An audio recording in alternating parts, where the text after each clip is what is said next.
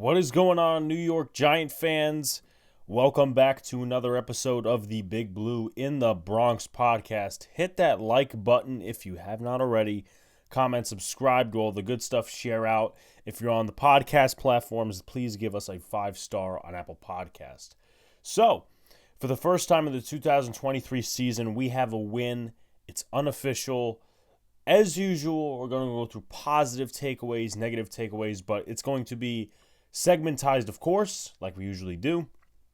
We got first thoughts, stats overview, first team offense, depth still being a concern on the offense, and I'm basically going to break it up into first team, offense, second and third team thoughts, then go into the defense, first team thoughts, second and third team thoughts, special teams, preseason overreactions, roster bubble, stock up, roster bubble, stock down, all that sort of good stuff. So hope you guys are here for it. Do all the good stuff.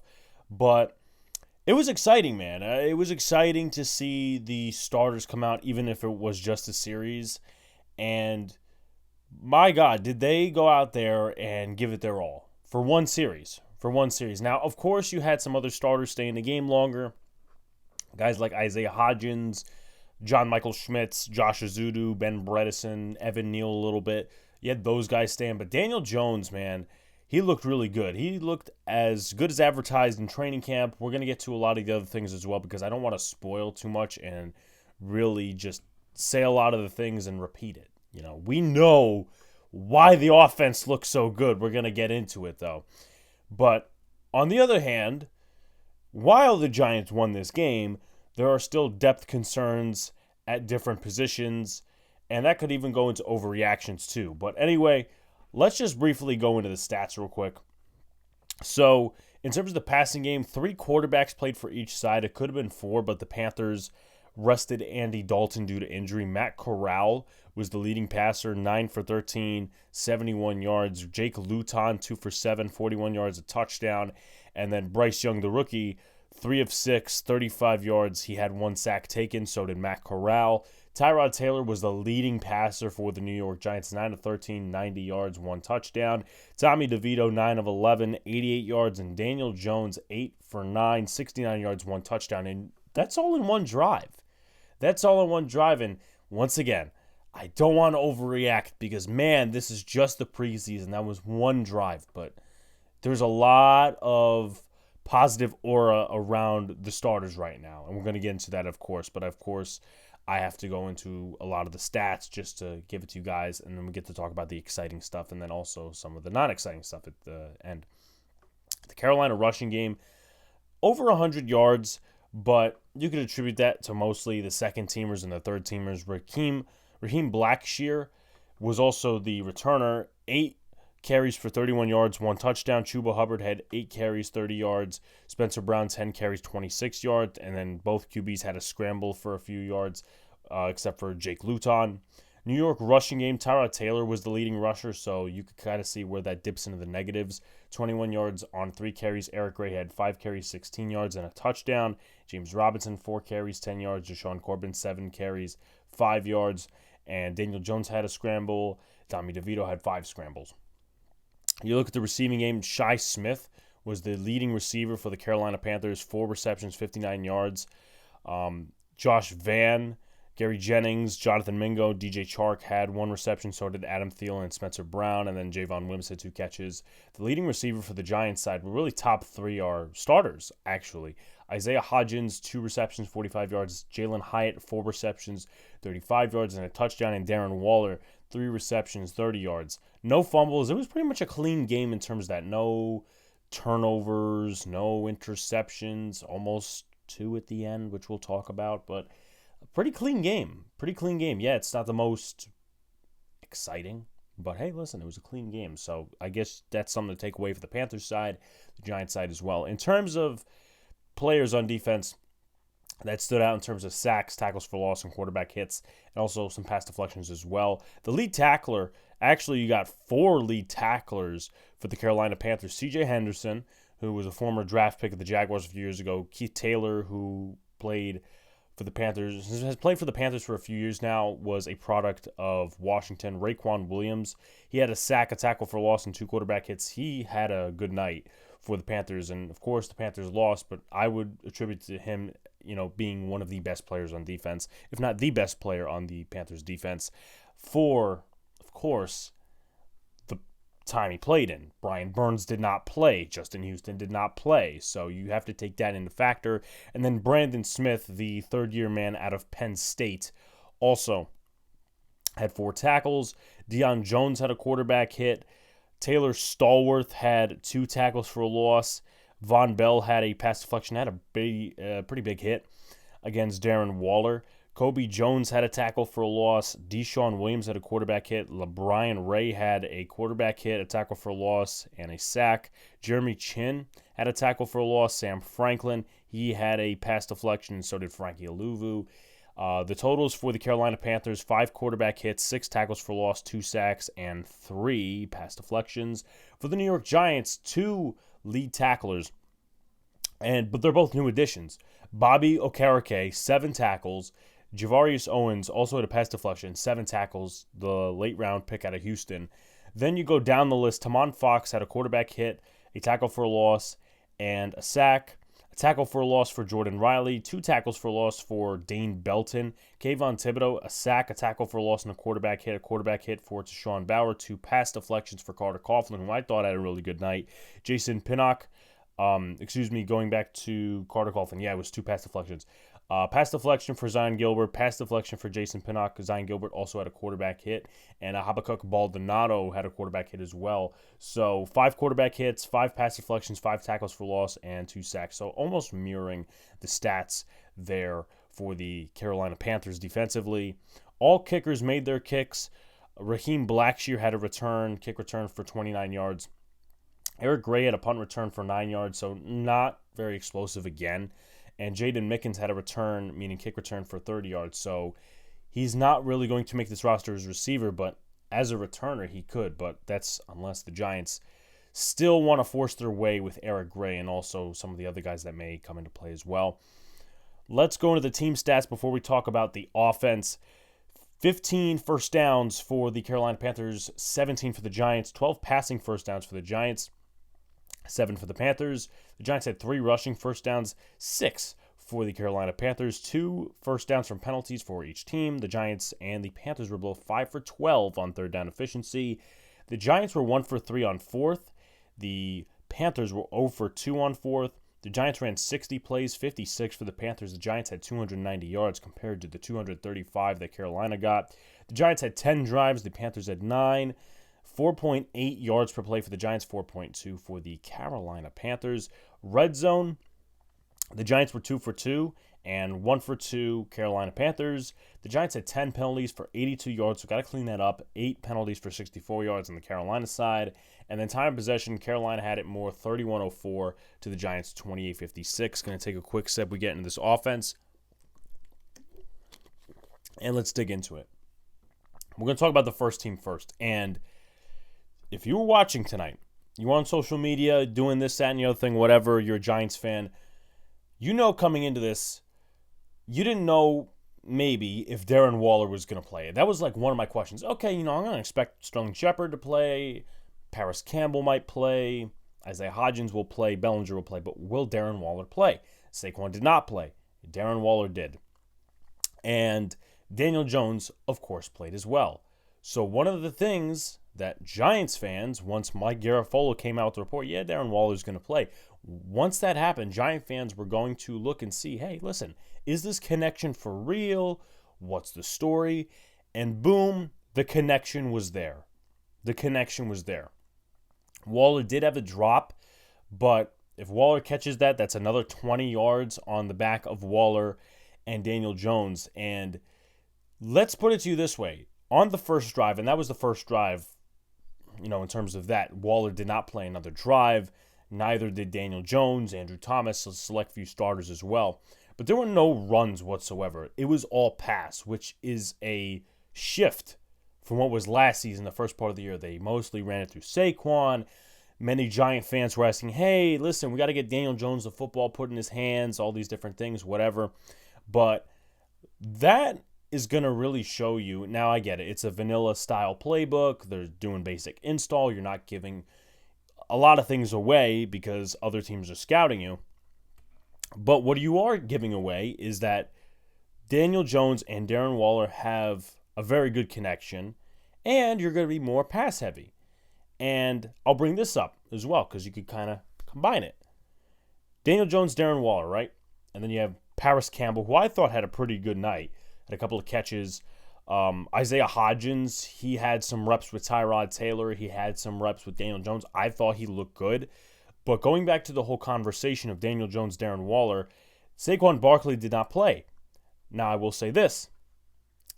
What if Saquon Barkley did play? And what if this was a regular season game? Then you could start drawing your conclusions, making your predictions and whatnot, because Saquon Barkley is another added weapon on the field, and he is at the tier of Darren Waller. They're both top of the league at their positions. Saquon Barkley, the running back, and Darren Waller, the tight end. Now, Daniel Jones, obviously, it's a different conversation with quarterbacks we're not going to get into, but Darren Waller, Saquon Barkley, they haven't even been on the field yet together. We haven't seen how defenses try to cover them, and we're already excited about this offense because the Darren Waller connection, Paris Campbell being good, Mike Kafka and Brian Dable scheming these guys open. I mean, how could you not legitimately get excited just a little bit? And I get it. It's preseason, right? They played one drive, but you have to be a little excited. Even a little bit more than it being out of camp. Because guess what? This was against a real defense. Not saying the Giants don't have a real defense, but this is the first time the starters, not in a joint practice, are playing, or I should say did play, against a real defense. And let me get to this as well, because this guy has been also the talk of camp. That's Jalen Hyatt. He had a drop from Tyrod Taylor, and it was a pretty good pass. And you could tell he was just pissed after that. And I'm like, damn it. It could have been a chunk play. He drops it. Next play. Tyrod Taylor throws under pressure, up in the air, a post corner route by Jalen Hyatt. Beats Eric Rowe, a veteran safety, for a touchdown. Ladies and gentlemen, it is not understated, or I should say it isn't stated enough that this guy is going to be a complete and utter disaster for defenses moving forward. That's my prediction. I could be very well wrong, but I was weary about him in terms of drafting him because of all the concerns that came out. But he's under the right system now. And if Daniel Jones is that confident in him from what we've seen in camp, I would imagine that defenses have to start buckling up for a deep threat named Jalen Hyatt. And I like what I think it was his dad or somebody else said it. He's got the next play mentality. Do better on the next play. And that's what he did. And I honestly thought that the first team offensive line did solid. Andrew Thomas was Andrew Thomas. I mean, he did have an illegal block penalty, but the Giants overcame that. Evan Neal gave up one sack on a failed stunt pickup. It was more with the twos, too, because they had Parrott at left tackle. They had a couple other guys mix in. So, other than that, I thought Evan Neal looked fine. JMS, I thought, looked fine. I thought he looked better last week. But then again, JMS is still doing JMS things. And that's what you want to see out of a rookie center. Now, of course, we're going to see what happens when he goes up against Dallas, Arizona, San Francisco, all these other different teams. But it's just an encouraging showing from the first drive.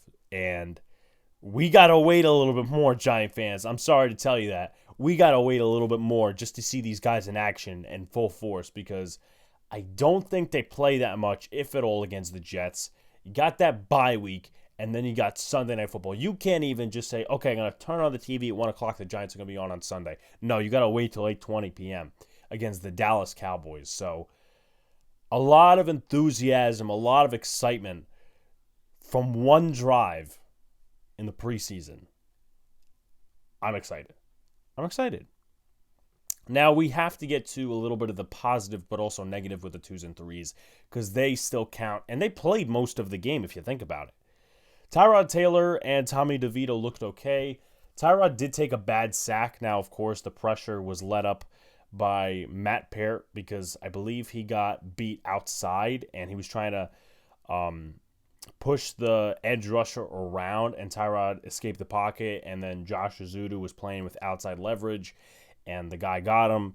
And, of course, Tyrod Taylor took that sack that pinned the Giants deep, not in a good way, and Tommy DeVito, of course, both guys I thought played well, but he did have a big miscue at the end of the game where he missed David Sills for a wide-open touchdown, where Sills, we have our quirks about him, but he's a guy, he's probably not going to make this roster, but he did beat the safety. He did beat the corner, and it was a pretty good route.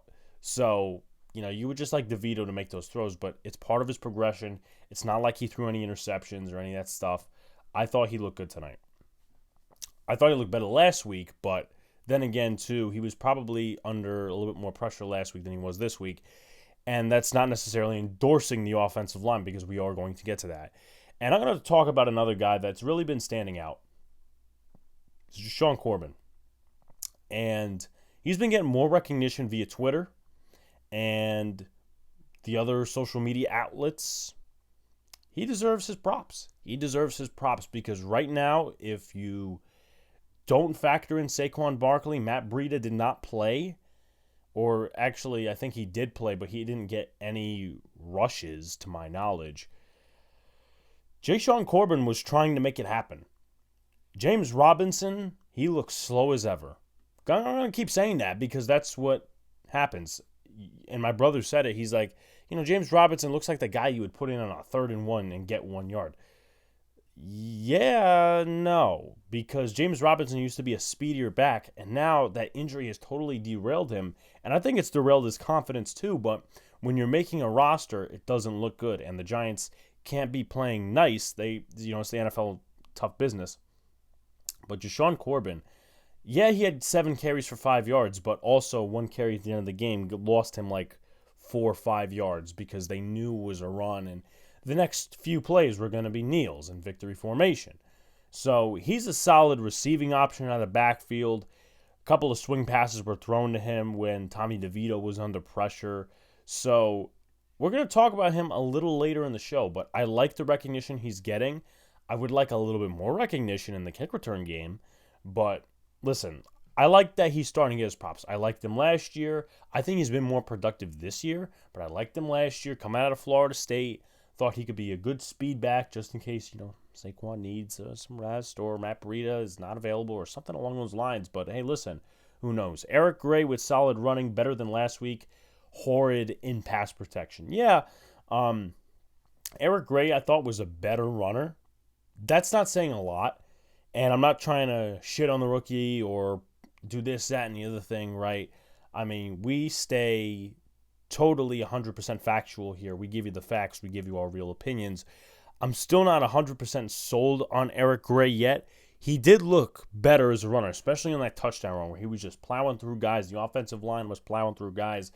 A good touchdown there, but he was horrible in pass pro. We got to see better production from Eric Gray in that area. And if it's not going to get better anytime soon, you got to put Breida or Barkley in on 3rd down because Eric Gray did not look good in pass protection, and we can't really have that during the season. So that's something where he needs to, just buck up a little bit. O-line still looks troubling, and also part of that, it's becoming a very known thing that the Giants cannot run with the 2nd and 3rd team O-line in short yardage situations. You would think, okay, listen, we could probably get some push on 3rd and 1, whether they stack the box or not. Well, the Giants haven't been able to do that the last few weeks because of the offensive line.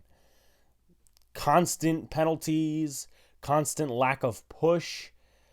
Matt Peart did not look good, and he didn't look good last week. He looked worse this week. Just going to say that right now. I think he allowed a sack, a couple of pressures, definitely 2 holding penalties. So it's going to be real tough for him to make the roster. And I know Joe Shane was talking about him. They didn't know what he was last year, all these different things. But it's going to be real hard for him to make the roster. And what sucks about it is Tyree Phillips is hurt, so he could have the only lane to go out and make a roster spot as a swing tackle. But right now, that's doing two things. Number one, that's putting pressure on the Giants organization to go out and get a swing tackle. Or you're putting more pressure on Marcus McKeithen to work out as a swing tackle guard because Parrott hasn't been able to do the job. And Corey Cunningham, yeah, he didn't give up any sacks to my knowledge, but he's still not good. Julian Davenport, still not good. I mean, he gave up one or two pressures. Still, I wouldn't trust him as a swing tackle. And I get it. Listen, a lot of people, went after me on Twitter or criticized me. Oh, you're picky with the offensive line depth or whatever. And what I said on Twitter was I'd rather have a guy like Tyna Secchi or Zach Banner or Joe Haig because those guys have had solid careers as backups or decent starters, to where Julian Davenport, not so much. And we're going to get into a roster bubble video about him a little later on. Obviously not in this podcast episode, but if you guys are tuned into the YouTube channel, you'll definitely see it. But the O-line still looks troubling. Shane Lemieux, there was a nice little run by Jashawn Corbin. Shane Lemieux at center holds the guy. Jack Anderson had a holding penalty. So that's not ideal. And listen, we're grateful that the starters look good, but the backups, man, it's not looking good for them either. It's really not. So before we get to the defense, I do want to get to our sponsor. Yes, for the first time in the history of this channel, that's been running 3 long years and over 1.5K subs strong, and also for the podcast too. We have an official sponsor. Yes, we are now sponsored by the ticket vendors, also known as SeatGeek. Looking to go to a concert, a Giants game, a ball game in general, now you can with our help. You can get $20 off your entire order with the promo code Big Blue in the Bronx. That is Big Blue in the Bronx, the podcast name. No abbreviations, no shit like that. So let's talk about the defense. I don't think the defense was as exciting as the first team offense. The first team defense had played, I believe, 1 or 2 drives. You did have a couple of guys mix in with the twos. Kayvon Thibodeau, Azeez Ojulari, Deonte Banks, Trey Hawkins, whatever. But I believe Dexter and Leo were recognized. Like, you did see their impact on a couple of plays. I know Leonard Williams had some push, some dirty work plays. Dexter Lawrence, the first play of the defensive drive was not ideal. It was an offside. However, the Giants didn't even allow a yard to my knowledge on that drive. They totally shut down the offense. Dexter Lawrence had a couple of pressures. So he is still wrecking offensive linemen. He's still moving bodies. Leonard Williams too. And Leonard Williams is in a contract year. So I'm not going to say he has 11.5 sacks like he had in his last contract year. But hey, listen, he could put up some solid production if he wants to stay here long enough. Kayvon Thibodeau with a nice sack on a blitz. Beat Ika Mekwonu. I mean, I wanted Kayvon Thibodeau or Azeez to eat against Zakeem because he's not good in pass pro.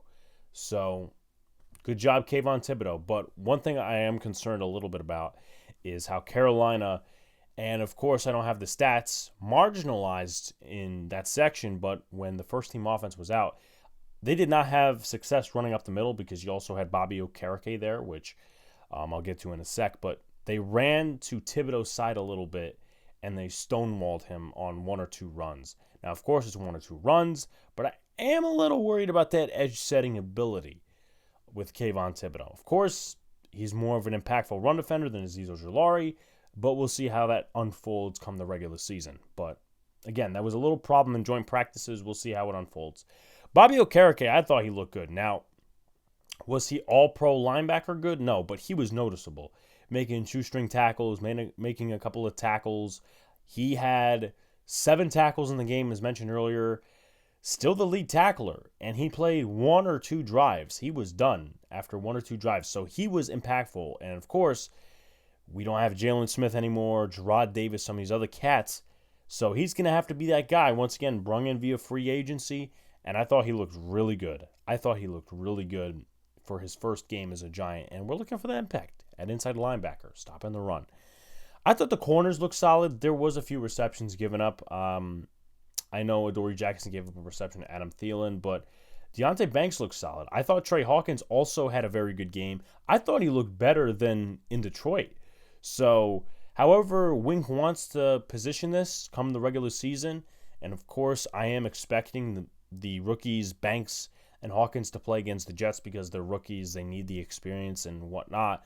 But I do expect Dory Jackson, Deonte Banks, and Trey Hawkins to be the starting corners. And I'm not joking when I say that. Like, I will talk about that in the overreaction part. But I will say, yeah, that's my expectation as of right now. Everything can change, though.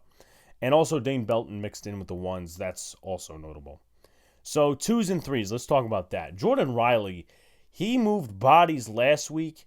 He moved bodies again. He made a couple of nice plays, and that is very, very telling. It's very, very good for the New York Giants to know that this guy could start moving bodies and he could play the gaps well because, once again, it all goes back to last year where Dexter Lawrence, Leo, they get off the field, Henry Mondeau, Nick Williams. Nick Williams was solid, so I can't rip on him too much. Vernon Butler and Justin Ellis, they go in and they know to start running the football against those guys. I don't think that's going to happen anymore.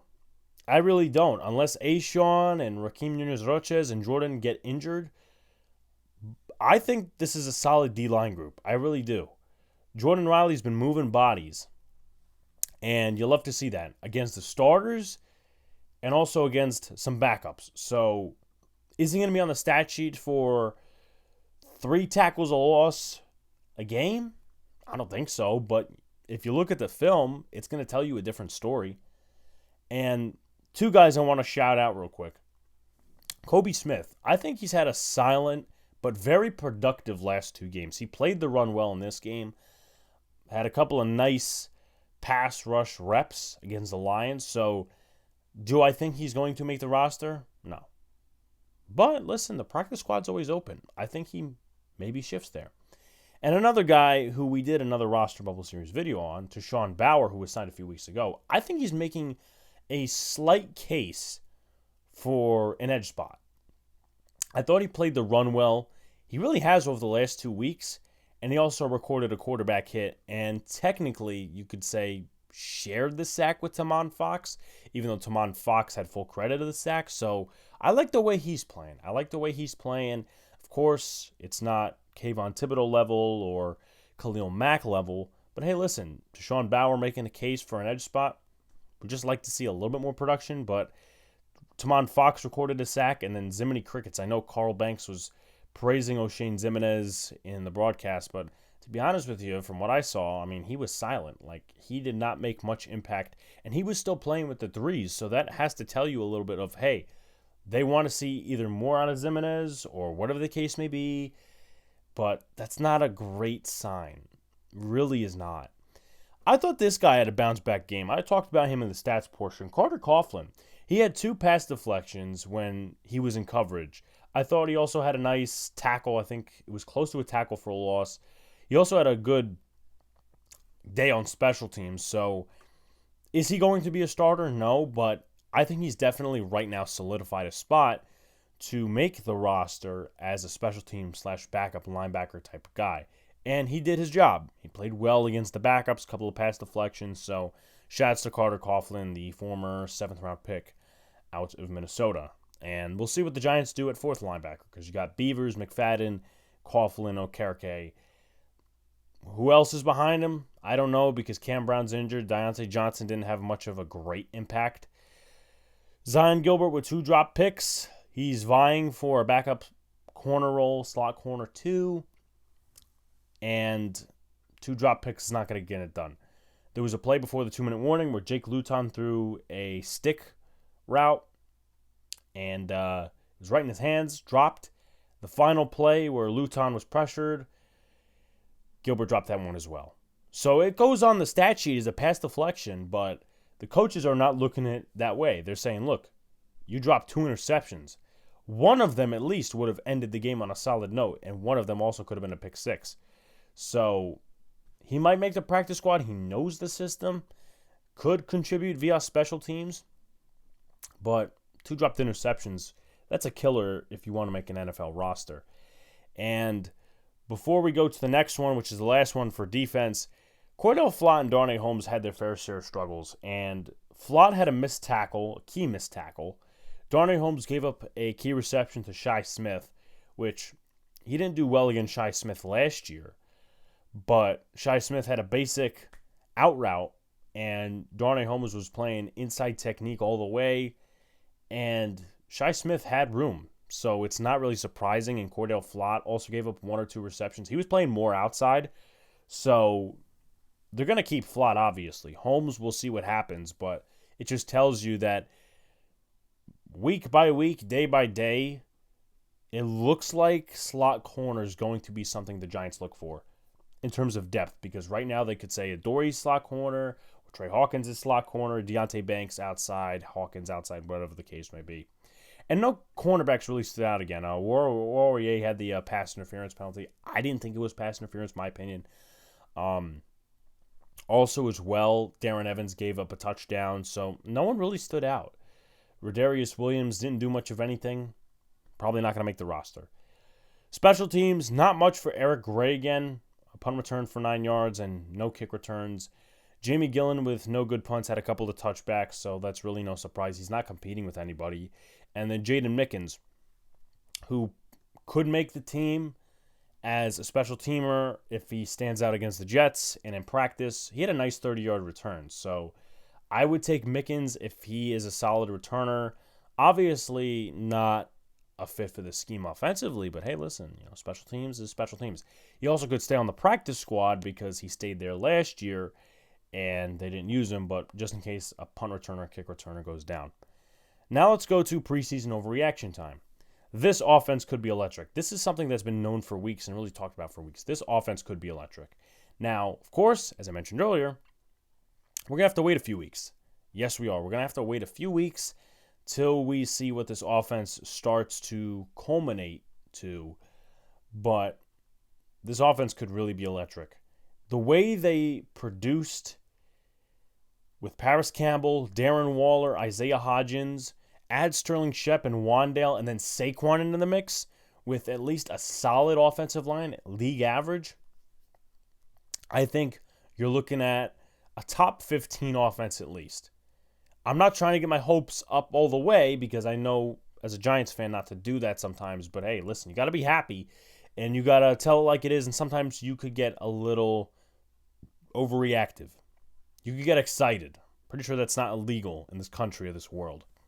Jashaun Corbin for running back 4. I don't think that the Giants are going to keep 4 running backs, but if the Giants consider it, I think he's a guy that you put as running back 4. Now, of course, probably won't be active every single game day, but if you need explosiveness, if you need speed after Saquon Barkley, he's the guy. Breida's a guy, short yardage situation. Same thing can be said for Eric Gray. Let him grow a little bit more. And Jashaun Corbin could also make the practice squad. So I think personally he makes the team. Either way, running back 4, that's a little bit of a stretch right now. But the practice squad or another roster, he's going to make a team. Whether it's practice squad or regular roster. He's looked good. I don't think anyone should underestimate that. Bredesen, Glowinski should be the starters. Now, Bredesen did give up a sack last week, and you guys know my feelings on Mark Glowinski, but Josh Ezeudu did struggle a couple of times tonight, and I think it's time to stop the bullcrap, stop the rotating, and go in and put Glowinski at right guard with Bredesen at left guard. And I get it. Bobby Johnson wants to train these guys at different positions, whatever the case may be, just in case of injury. But Ezeudu did not look that good, and he'll probably get reps against the Jets next week. There's no doubt. I don't know if the Jets are going to play the starters. It looks like they could, but I think you got to go in with your best 5, and I just don't think Ezeudu is there yet. He's having the same type of issues. He's got to correct those, man. He really does. Swing tackle is not on the roster. I have totally bought into that theory. Tyree Phillips, he's injured. He's missing a lot of key time right now to compete for a spot. And he may not make the roster. They might say, look, we're just going to IR you, and that's that. Matt Parrott, he's looked awful. In a situation where Matt Parrott is in the final year of his contract and he's trying to vie for a roster spot, a swing tackle spot. He could play both left tackle and right tackle. You would think he'd take advantage, but he has done the complete opposite. Holding penalties, pressures, stuff like that, just not good, man. Just not good. Julian Davenport, nothing out of him. Corey Cunningham, nothing out of him. So it's sad, but hey, listen, you're going to have your kinks at different positions. Giants slot corner is not on the roster. Aaron Robinson back, etc.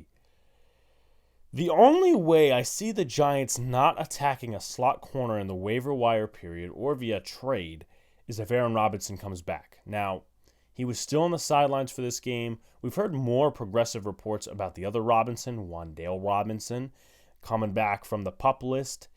Aaron Robinson, and once again, I like him. I've always liked him. Coming out of college, solid tackler, sticky man coverage, can play the slot and the outside.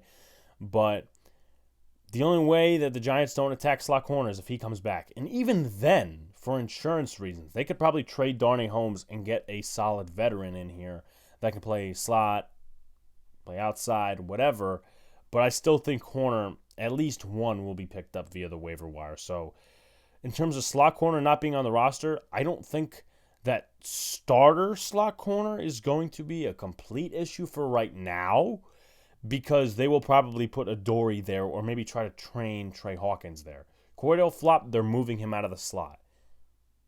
And I don't mean to rhyme by that. They're moving him out of the slot. He looks like he's playing outside more. And I think he could succeed in that role, but his tackling needs to get friggin' fixed.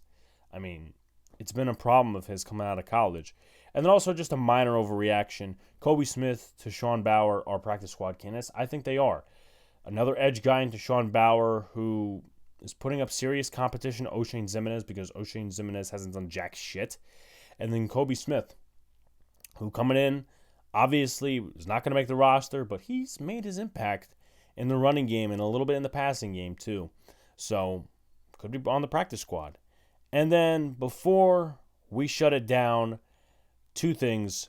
Stock up and stock down for the roster bubble guys.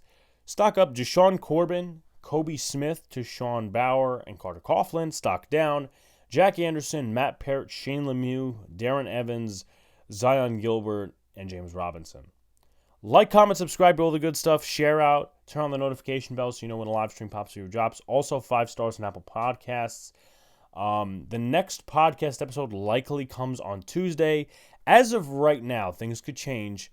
My buddy Jigaman Porto is going to join me for a Jets-Giants preview.